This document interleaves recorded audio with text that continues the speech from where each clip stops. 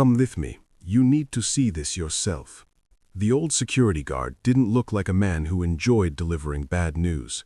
His voice was low, almost reluctant, the kind of tone that carried weight without needing volume. He stood near the end of the grocery aisle, hands folded in front of him, eyes steady but cautious. Marcus Ellison had just paid for their groceries. It was a Saturday afternoon in Houston, warm and sticky, even inside the air-conditioned store. His wife, Danielle, had stepped aside near the dressing rooms to take a phone call. Nothing unusual about that. They'd been married 17 years, 2 kids, shared calendars, shared bills, shared routines. Phone calls weren't suspicious. Until they were. Marcus followed the guard past the customer service desk and around a corner near the employee hallway.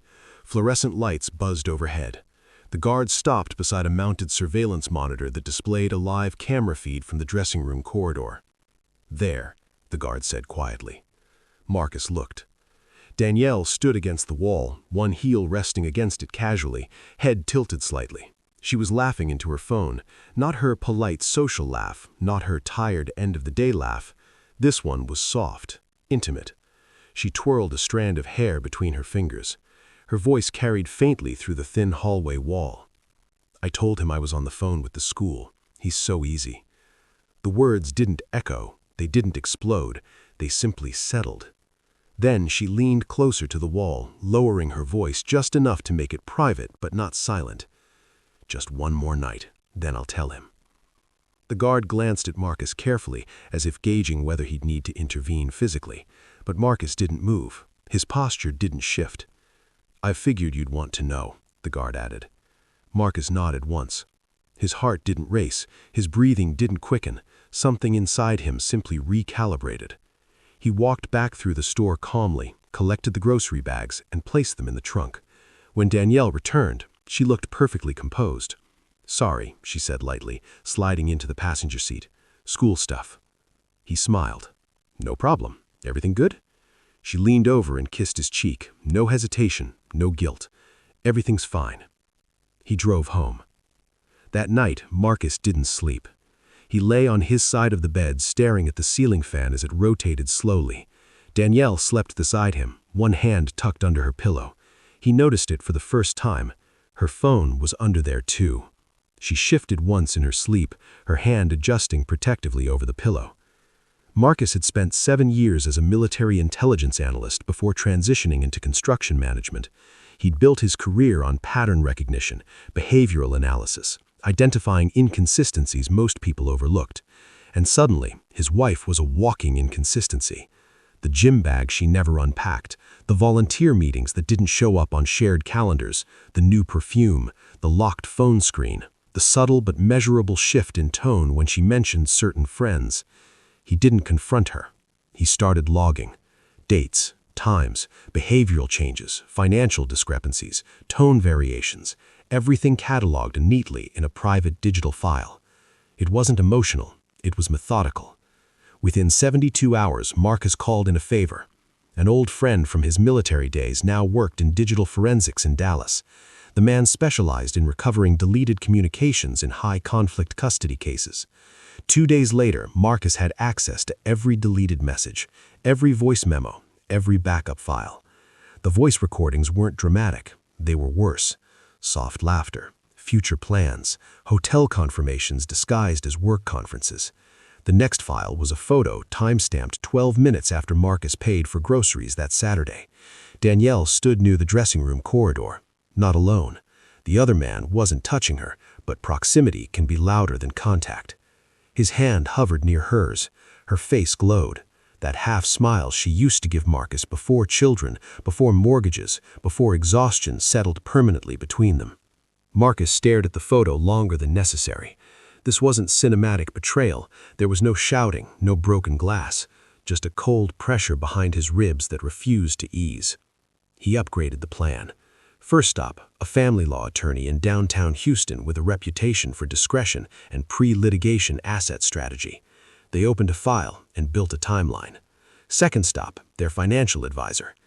"If marital funds are being moved," Marcus asked calmly, "how early can we trace it?" The advisor leaned back. "That depends on how clever she thinks she is." she wasn't. Small transfers, 200 here, 300 there, siphoned into a private debit card registered under an LLC.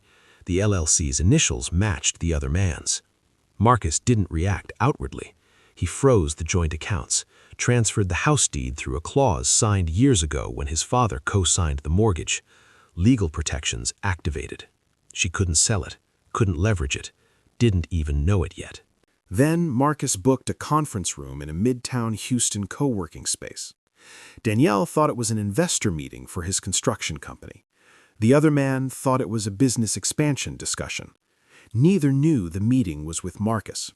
They arrived together, not holding hands, but close. Marcus stood as they entered. Danielle's face drained instantly. The other man stiffened. "Sit," Marcus said evenly. They did. He slid an envelope across the table. Bank statements, transfer logs, text transcripts, LLC filings, photos. "I can explain," Danielle whispered. "I'm not here for an explanation," Marcus replied. "I'm here to end what you started." The other man leaned forward. "You can't ambush us like this." Marcus allowed himself one quiet laugh. "You ambushed a marriage." He stood. "I've filed for separation. The house is protected. Accounts are under investigation." He looked at the other man. "You may want legal representation." Marcus's sister, Alana, landed at Hobby Airport the next morning. Divorce attorney, single mother, strategically ruthless. She reviewed every document. "Revenge or peace?" she asked him. "Peace. Then we execute clean." Danielle attempted narrative control, texted mutual friends vague statements about emotional distance. Marcus had already sent documentation. Facts travel faster than rumors when presented properly. Then came professional consequences. Danielle worked for a private healthcare group. Their ethics clause was strict. She had used her corporate travel card for 2 of the trips. Marcus forwarded receipts through formal channels. Not revenge, documentation. Within 48 hours, she was suspended pending investigation. Her voicemail that night moved through phases: denial, blame, pleading, anger. Marcus didn't respond. He was on the couch with his kids watching a movie, popcorn scattered across a bowl, laughter filling the room. The house felt lighter. Alana returned with one more file. The other man had a prior restraining order in Georgia: financial manipulation, emotional coercion, public record. Marcus forwarded the link to HR.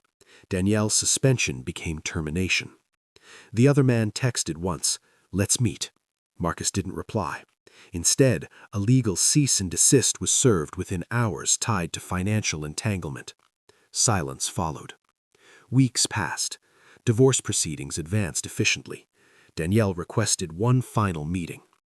They met at a small cafe in Houston where they once debated baby names.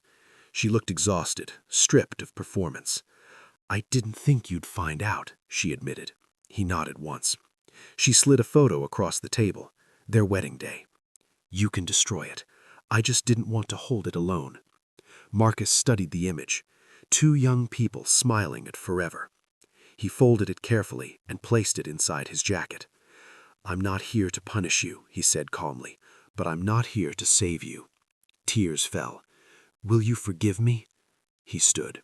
"I already did. That's how I let go." He walked out.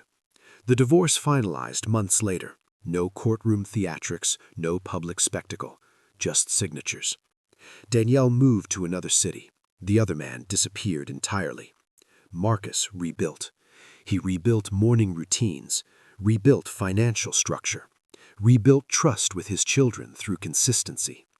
Because betrayal doesn't always arrive violently. Sometimes it whispers in grocery store hallways. Sometimes it smiles and says school stuff. But discipline sees what denial ignores. And peace isn't something you find. It's something you construct, brick by brick. If this story made you think, tell me what moment hit you hardest. Was it the surveillance monitor, the conference room, the cafe goodbye? Share your thoughts below. And subscribe so you don't miss the next story about what happens when silence stops protecting the wrong people.